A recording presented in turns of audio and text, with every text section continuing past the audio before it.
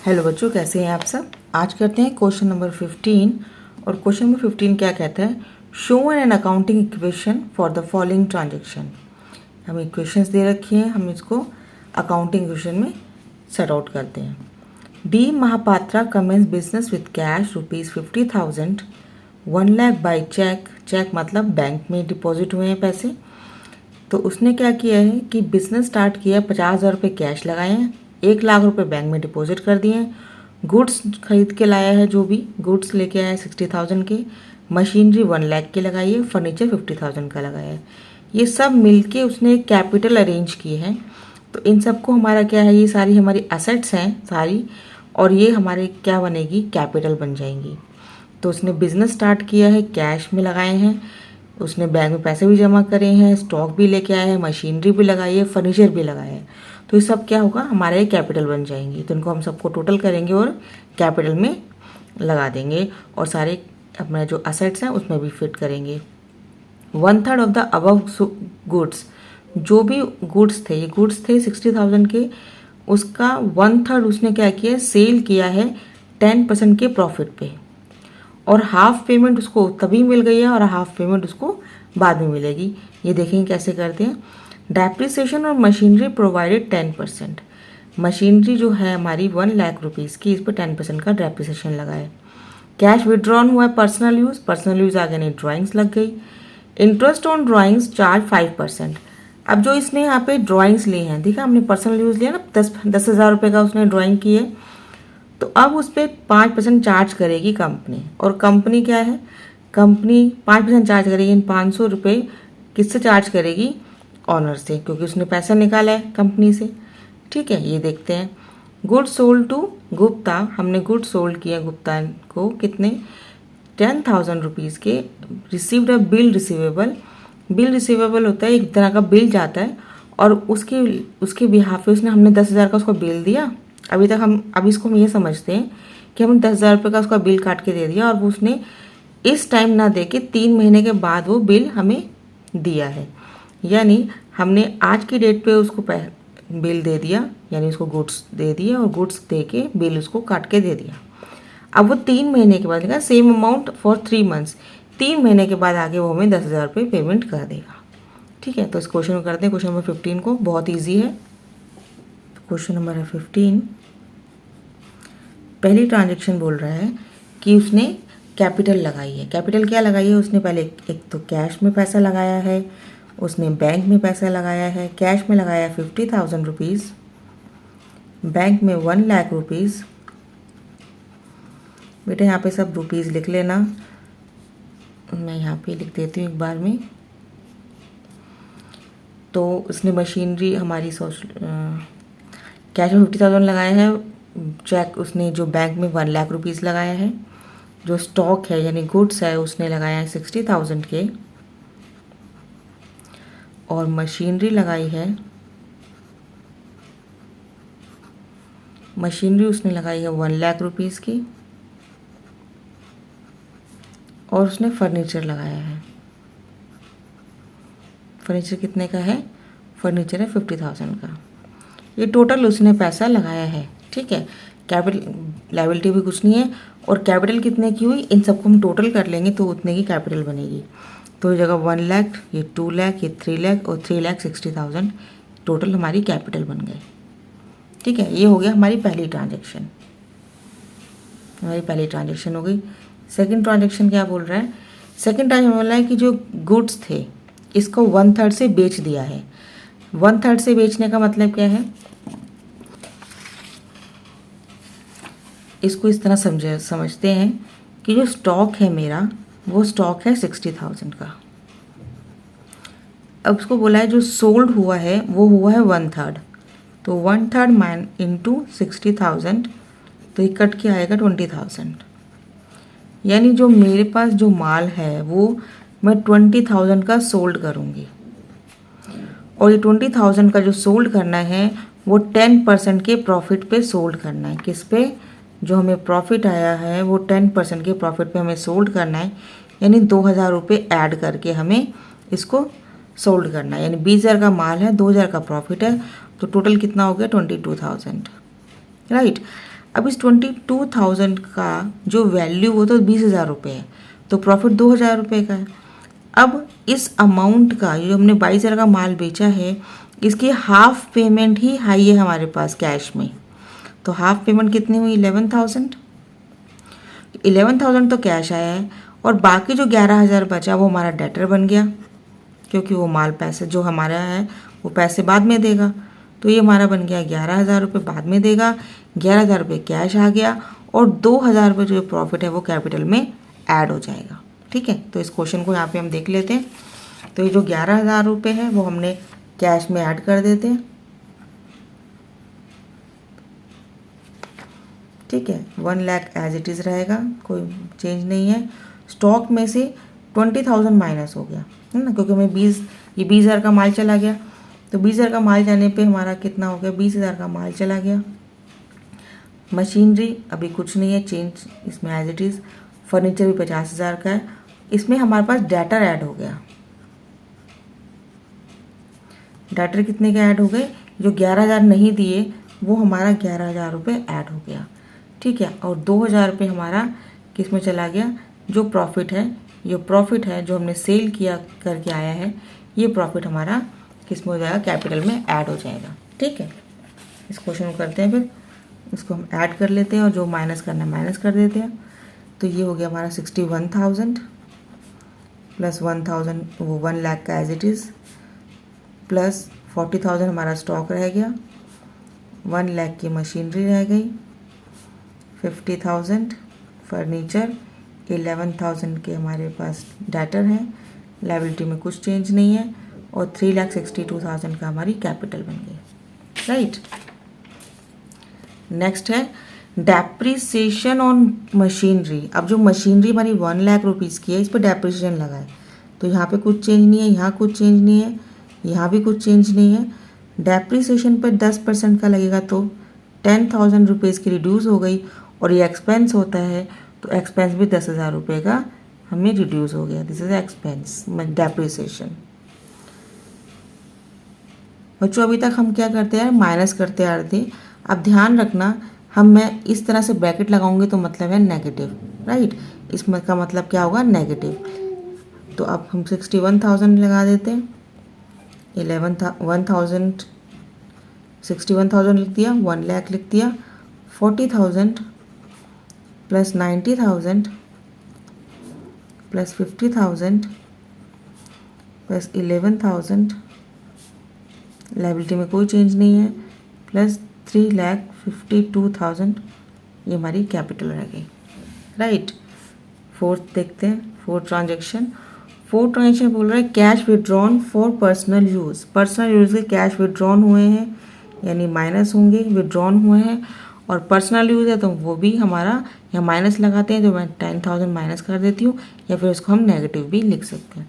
तो नेगेटिव लिखोगे तो बहुत बेस्ट है, क्योंकि अकाउंटेंट्स नेगेटिव के लिए माइनस ही लगाएंगे।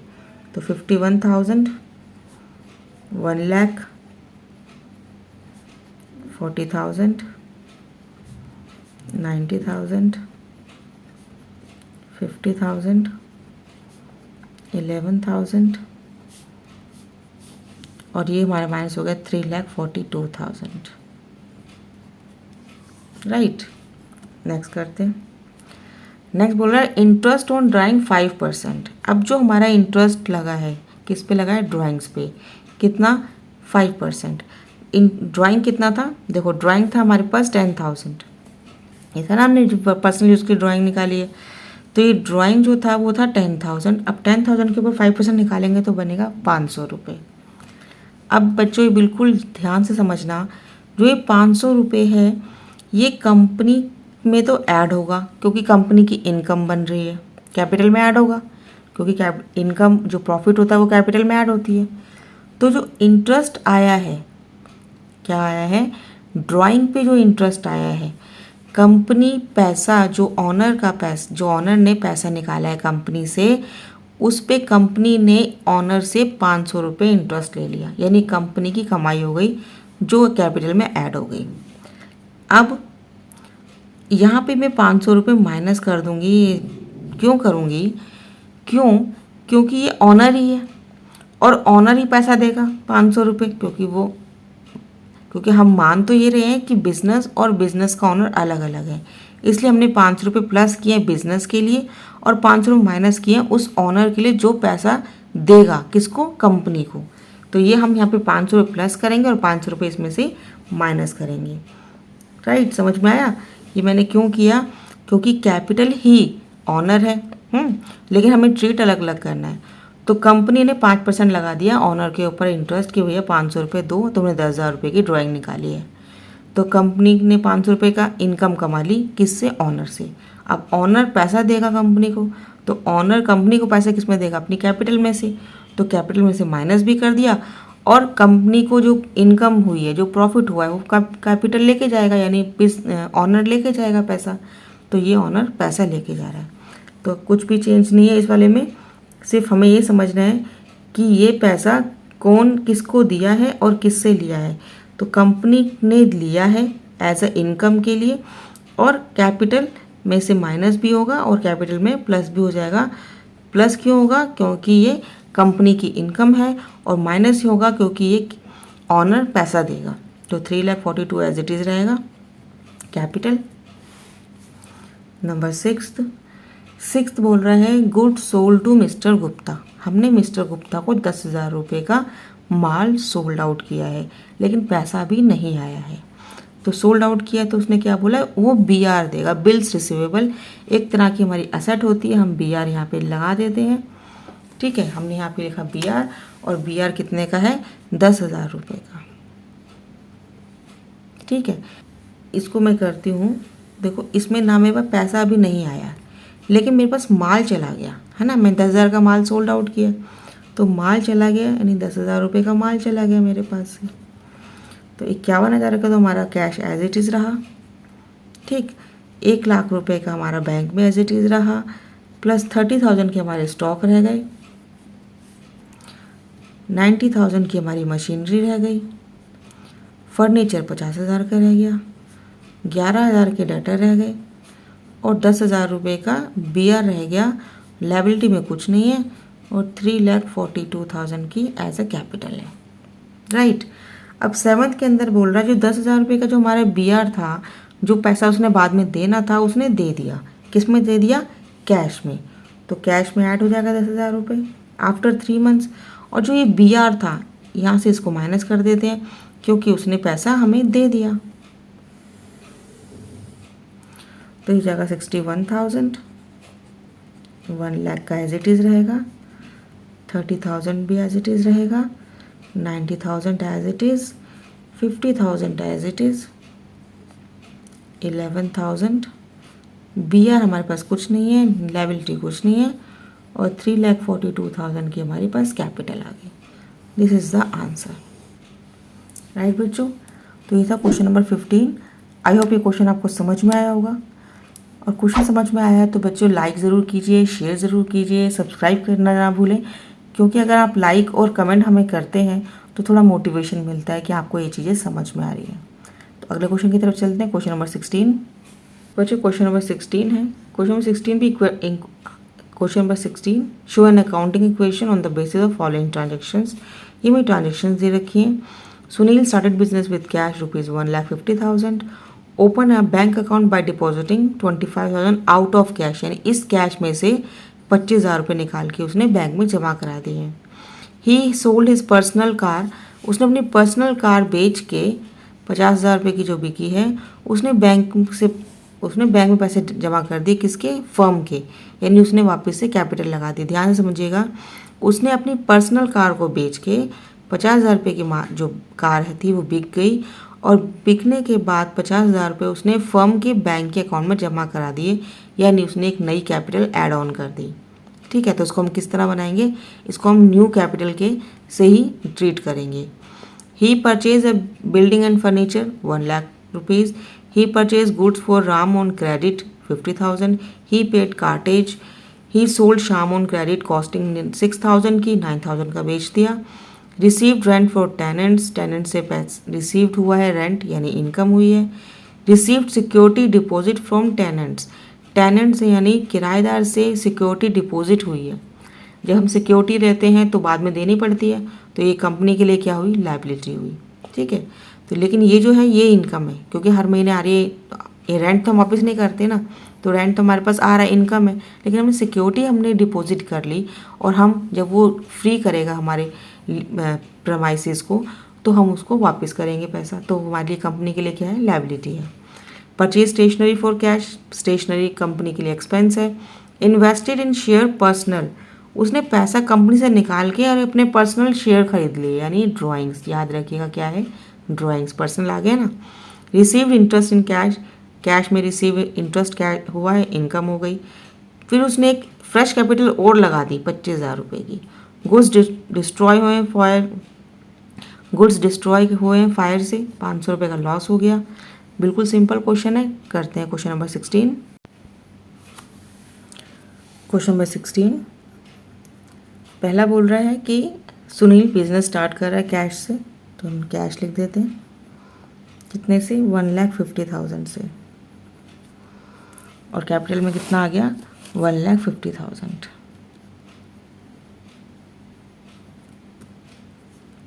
ठीक, नेक्स्ट क्या बोल रहा है, सेकंड है open a bank account by depositing. 1,50,000 में से उसने कैश निकाल के और बैंक में ऐड ऑन कर दिया, यानी पहली ट्रांजेक्शन तो ये हो गई, और बैंक में उसने कितने जमा कर दिए, 25,000।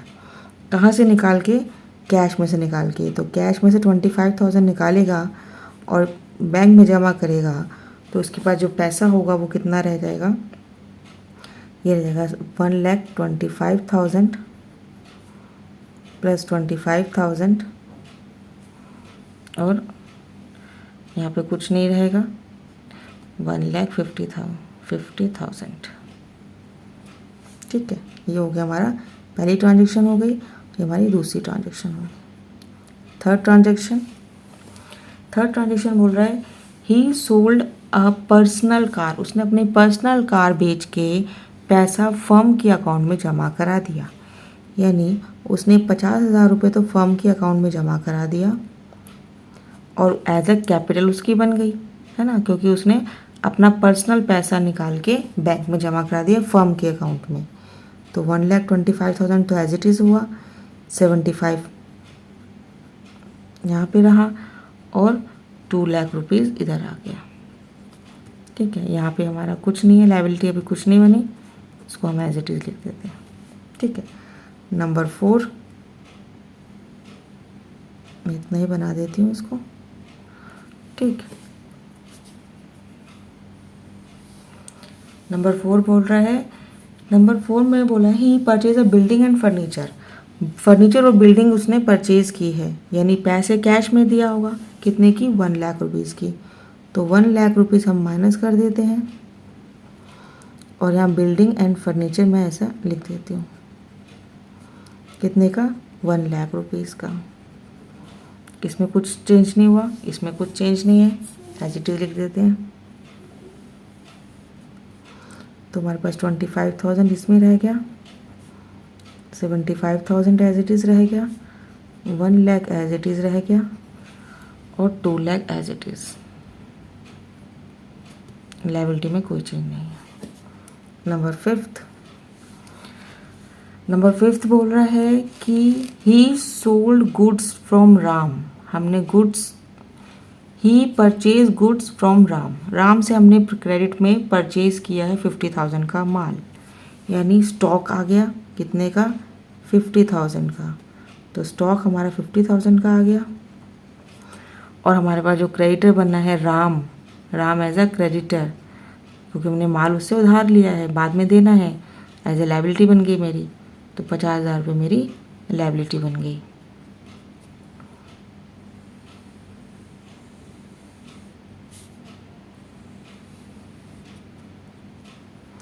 $25,000 एज इट इज़ रहेगा, 75 एज इट इज़ रहेगा, 1 लाख एज इट इज़ रहेगा, 50,000 के स्टॉक हो गए, 50,000 की लायबिलिटी बन गई, और 2 लाख रुपीज़ का हमारी कैपिटल है।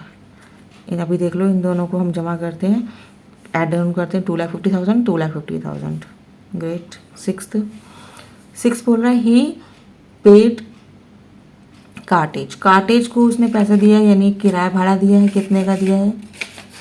किराया भाड़ा दिया है उसने 500 रुपये का। कैश में दिया है, कुछ नहीं लिखा तो क्या पैसा कैश में दिया है, तो ये हमारा एक्सपेंस हो गया।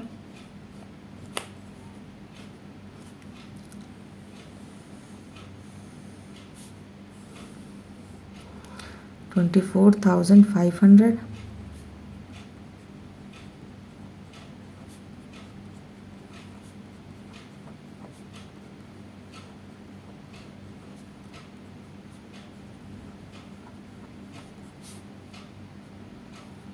$1,99,500, राइट। सेवेंथ है ही सोल्ड टू शाम, हमने शाम को माल बेचा है क्रेडिट में, जिसका गुड्स जो कॉस्टिंग है वो 6,000 है और माल बेचा हमने 9,000 का। यानी गुड्स कितने के गए हैं? गुड्स तो गए हैं 6,000 के, है ना, नेगेटिव में 6,000, लेकिन हमारे लिए डेटर बन गया शाम कितने से? 9,000 से। और हमारे पास जो कैपिटल में 3,000 का जो हमारा प्रॉफिट हुआ है वो हम ऐड ऑन कर देंगे। ठीक है, और कोई चेंजेस नहीं है, ऐड ऑन कर देते हैं। सॉरी, ये ठीक है। तो 500, राइट, 931202, 50,000, 9,000, 44,000, 1,00,000, 75,000, 24,500। 8 पॉइंट बोल रहा है कि रिसीव रेंट फ्रॉम टेनेंट्स, हमने रेंट रिसीव किया है टेनेंट से 1,000 रुपीज़ का, यानी हमने कैश पैसा लिया है और पैसा आया है, इनकम हुई है, तो किस में चले जाएगा? कैपिटल में, है ना, इनकम हुई है मेरी। इसको ऐड ऑन कर देते हैं। 25,500, 75,000, 1,00,000, 44,000, 9,000, 50,000 प्लस 2,03,500, राइट।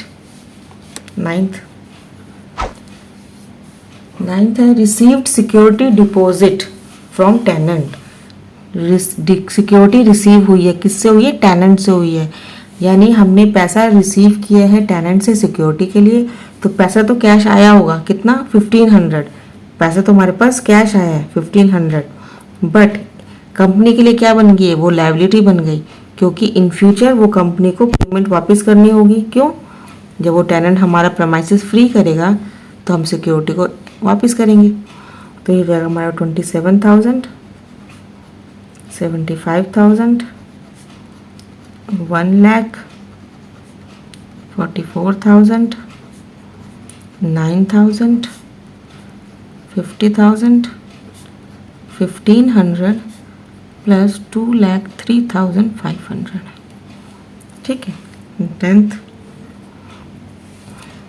बोल रहा है purchase stationery for cash, cash में परचेज किए स्टेशनरी, यानी माइनस कर देते हैं 100 रुपीज़, और 100 रुपीज़ हमारा एक्सपेंस हुआ है, इसमें से माइनस कर देते हैं, तो हो गया 26,900 प्लस 75,000, 1,00,000, 44,000, 9,000, 50,000, 1,500 प्लस 2,03,400, राइट। 11 देख लेते हैं। 11 बोल रहा है इन्वेस्टेड इन शेयर पर्सनल पैसा, जो पर्सनल शेयर्स इन्वेस्ट किए, यानी पैसा कहाँ से निकाला है? पैसा निकाला है कंपनी से और ओनर ने अपने पर्सनल शेयर यूज़ कर लिए, यानी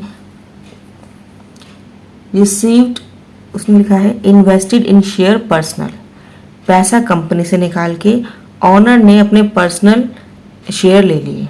ठीक है, अपने शेयर ले ली, पर्सनल यूज़ कर लिया, तो पैसा किस में से निकलेगा? बैंक में से। क्यों? याद रखिएगा, अगर जब पैसा बैंक में से क्यों निकलेगा? क्योंकि ये शेयर की बात है और शेयर उसने लिए 25,000 के। जो शेयर्स होते हैं ये सब कैश में तो होता नहीं है, और ये ड्राइंग्स चली जाएंगी 25,000 की, तो पैसा कहाँ से निकलेगा? बैंक से, क्योंकि जो शेयर वेयर्स होते हैं वो सब बैंक से ट्रीट होते हैं। ठीक है, तो 26,900 प्लस 50,000, 1,00,000, 44,000, 9,000, 50,000, 1,500 प्लस ये हो जाएगा 400, 8, ये हो जाएगा 9, 7 और 1। ठीक है, अब बस अगर ट्वेल्थ बोल रहा है received interest in cash, cash में पैसा आया है कितना? सॉरी बेटा, ये मैंने 50,000 रुपये करने थे इन्वेस्टेड शेयर, तो यहाँ 25,000 रुपये रह जाएंगे। यहाँ 50,000 है, मैंने नीचे का देख लिया उसको, तो यहाँ पे 3 था, 3 रहेगा सेम, यहाँ पे 5 और 1, 1,53,400। ठीक है, अब इंटरेस्ट आया है कैश में, कितना? इंटरेस्ट कैश में है 200 रुपये, यानी पैसा कैश आया प्लस कर देते हैं, इंटरेस्ट इनकम हो रही है प्लस कर देते हैं, तो इस जगह 27,100, 25,000 का बैंक रह गया, 1,00,000 के building furniture as it is है, ये सब कुछ सेम है, लायबिलिटी भी सेम है, और इसमें हम प्लस कर देंगे 153,600। ठीक है, अब आती है बात 25,000 रुपये उसने फिर फ्रेश कैपिटल ऐड ऑन कर दी। 25,000 रुपये क्या किया?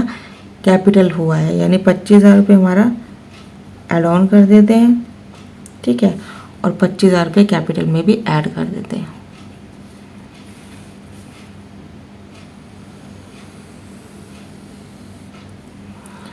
ये तो 100 रुपीज़ हो गया, 52,100, इसको ऐड करती हूँ तो 600, 5871, ये सब कुछ हमारा एज इट इज़ रहेगा।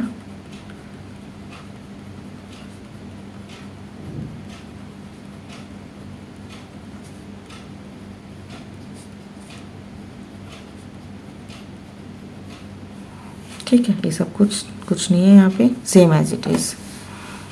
नेक्स्ट है 14 बोल रहा है गुड्स डिस्ट्रॉय हो गए हैं, यानी स्टॉक में से 500 रुपये का माल चला गया, कैपिटल में लॉस बियर करेगा कैपिटल। ठीक है, तो उसको हम माइनस कर लेते हैं। 52,100, 25,000, 1,00,000, 43,500, 9,000, 50,000, 1,500 प्लस 1,78,100, ये हमारे पास रहा आंसर। बच्चों इनको प्लस करके देख लेते हैं एक बारी, क्योंकि जो हमारा क्वेश्चन का जो आंसर है वो एसेट लिख रखा है 2,29,600, तो 52,100, 25,000, 1,00,000, 43,500 और 9,000, 006, ये हुआ 5 और 2 7, 3 10, 9 19, 5 2 7 और 1 8, 8 और 4 12, 2,29,600, ये यहाँ पे हमारा एसेट हमारी सही आई है। अब लायबिलिटीज़ भी देख लेते हैं, लायबिलिटीज़ भी हमारी सही है, क्योंकि यहाँ पे है 51,500 प्लस 178,100, तो इससे हमारा क्या हुआ कि LHS साइड और RHS साइड दोनों इक्वल आ गए, यानी asset is equal to liabilities आ गई प्लस कैपिटल। तो बच्चों ये था क्वेश्चन नंबर 16। आई होप ये क्वेश्चन नंबर 15 और 16 आपको समझ में आए होंगे। 16 क्वेश्चन थोड़ा लेंथी था, पर ये अच्छा था क्वेश्चन में, सिक्योरिटी भी था और इन्वेस्टेड शेयर्स भी थे। तो पता लगा आपको कि किस तरह से पैसा बैंक से कब निकलेगा, कैश से कब निकलेगा, थोड़ा सा अपना माइंड भी लगाना पड़ेगा। तो ये क्वेश्चन आपको कैसे लगे? अगर मेरा पढ़ाया हुआ समझ आता है आपको तो प्लीज़ चैनल को लाइक कीजिए, शेयर कीजिए अपने फ्रेंड्स में, अपने क्लासमेट्स, अपने ट्यूशन मेट्स को ज़रूर से ज़रूर इस वीडियो के बारे में, इस चैनल के बारे में बताइए और सब्सक्राइब करना ना भूलिए। तो आज के लिए इतना ही। अगली वीडियो में अगले क्वेश्चन के साथ मिलते हैं। तब तक के लिए goodbye. Thanks for watching. Have a nice day.